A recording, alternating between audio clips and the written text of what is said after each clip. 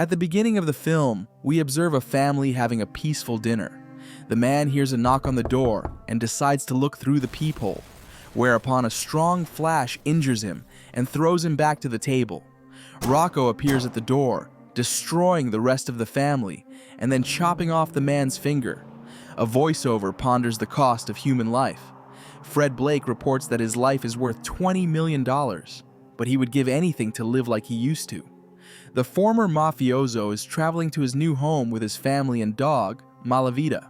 Despite the 11-hour journey, once they arrive at the house, the Blake family immediately starts unpacking their belongings. Due to the hasty move caused by security concerns, Fred and his family don't even know the name of the town in Normandy where they will now have to live. As Maggie puts the children to bed, the former mafioso goes to the car and pulls out direct evidence of his criminal past. Fred buries the man's remains in the garden and then returns to his wife. Morning comes. The children head off to school and are reminded of Blake's new surname. Maggie goes shopping and asks her husband not to walk around in a dressing gown all day. The wife also relays that Stansfield has asked Fred not to go out the front door until he arrives himself. Despite Maggie's warning, the former mafioso does go out, and soon notices that he is being followed by a man with a camera.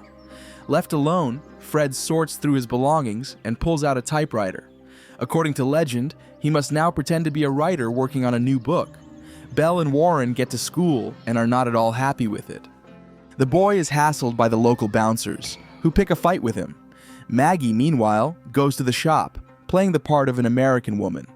When the salesmen and customers start discussing her nationality in French, the wife can't stand it. Maggie stealthily sets fire to the shop to avenge her insults. Freddie, meanwhile, meets a neighbor and lies to him about the subject of his work. The former mafioso has to make a big deal out of it when it turns out that the neighbor is intimately familiar with the subject. Meanwhile, at school, Warren tells his sister about the main inhabitants of the school. Maggie decides to go sightseeing and gets to a gorgeous church. The priest is quite friendly to wife and says she should become their parishioner. Meanwhile, Belle returns home. The girl is persistently accosted by some guys who offer her a lift home. Belle accidentally misses a turn and agrees to let the schoolboys drive her home. However, the guys have other plans, as they bring the girl to a park outside the city and offer to have a picnic. Belle attacks one of them with a tennis racket and tells the others that women are not toys. The action moves to Don Lucchese, who is in prison. He is handed ice containing a severed finger. The Don compares the prince to his base and says that this is not the man they are looking for. Rocco promises that he will find the snitch that put Lucchese behind bars. Meanwhile, the entire Blake family gathers at home. When Fred asks how the day went, the rest of the household synchronously replies that everything was fine, although they remember how much they had managed to do during the day. At dinner, there is a knock at the door. A former mafioso opens the door and sees Stansfield in front of him. The FBI agent asks Fred not to do anything wrong so they don't have to find a new home again. In his dream, the mobster sees a colorful Italian feast, attended by Lucchese. Suddenly, the Don and the other guests point guns at Fred, and the man wakes up. His wife asks him to try not to think about it anymore. The next day, Fred returns to his typewriter and begins to create his memoir. Maggie is angry with her husband, as this could get them all hurt. Fred clarifies that he has no intention of publishing anything. However, he really needs to express it all through text to cope with what has happened. Maggie leaves the house on the ex-mafioso and heads across the road to Stansfield's employee. Fred's wife is not thrilled that they have to have a barbecue that evening. Through binoculars, Maggie observes the neighbors, getting comments from the FBI officers. Fred, meanwhile, finally sees a plumber who is being brazen and extorting money. The former mafioso doesn't give up his old habits and stuns the poor guy. Maggie sees her husband hiding a plumber in a van and tries to hide it from the FBI. Meanwhile, during school lunch, Belle notices a cute guy. Warren tells her that he is a student who is temporarily replacing the maths teacher. Belle decides to get to know the guy and asks him to give her private lessons. Fred, meanwhile, brings the plumber to the hospital.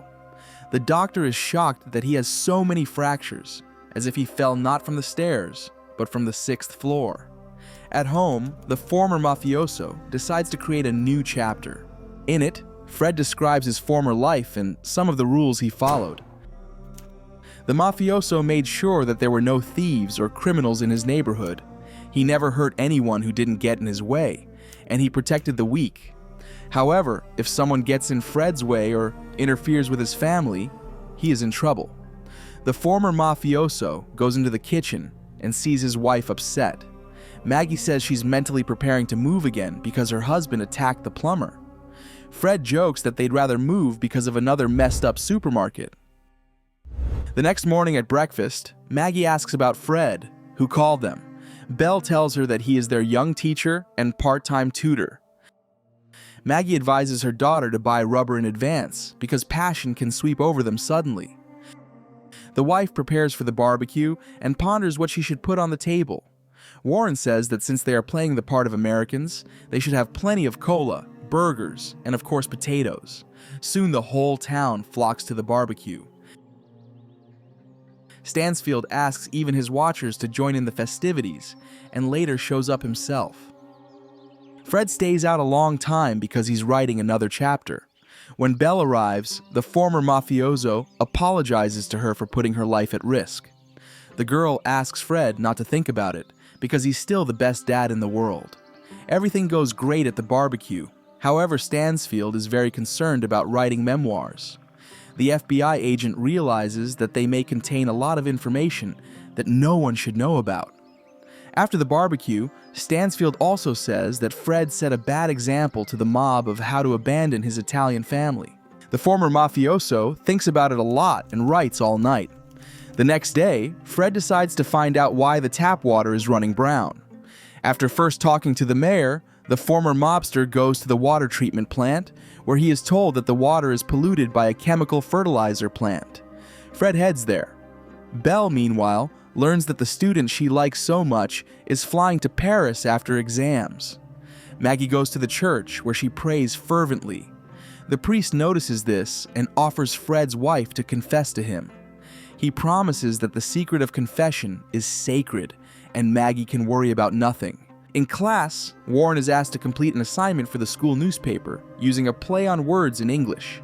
The boy remembers a Don Lucchese joke he heard as a child, and decides to use it. The newspaper applies, and accidentally falls into the hands of the Don himself. Seeing his joke in the newspaper, Lucchese realizes that he has finally found Fred and his family. Meanwhile, the ex-mafioso himself continues to find out in a rude way why brown water is flowing from the tap. When the former mafioso returns home, he sees Stansfield reading his manuscript. Fred says he is prepared to forfeit his life, just so long as he doesn't cowardly cling to it. Belle, meanwhile, sees her teacher and is alone with him. The girl dreams that soon she will run away with the student to Paris.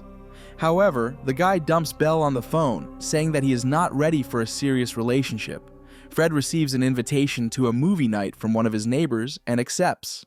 The former mafioso explains to a worried Stansfield that he wants to continue living intellectually and mentally, rather than shutting himself in four walls. The next day, Fred leaves the scarecrow on his chair and himself goes to the factory where, according to its owner, because of the fifth tank spoils water. A former mafioso decides to get rid of the tank with a dangerous device. In the evening, Fred goes to a film night with an FBI agent. Maggie decides to come to the church, but the priest chases her away, saying that a woman with such a past has no place in a holy church. While Fred goes to the debate, his son is about to run away to Paris, as he has been having severe problems at school. However, on the approaching train, Warren is surprised to see the Italian mafia, and realizes that his family is in terrible danger.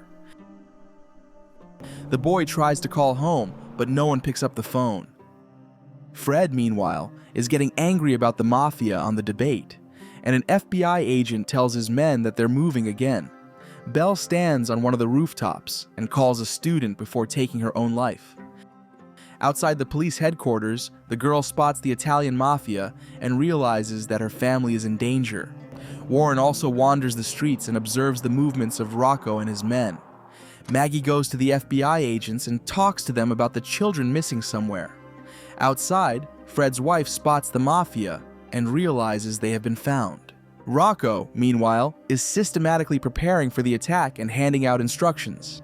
Stansfield goes to the police station and sees that it has been mopped up.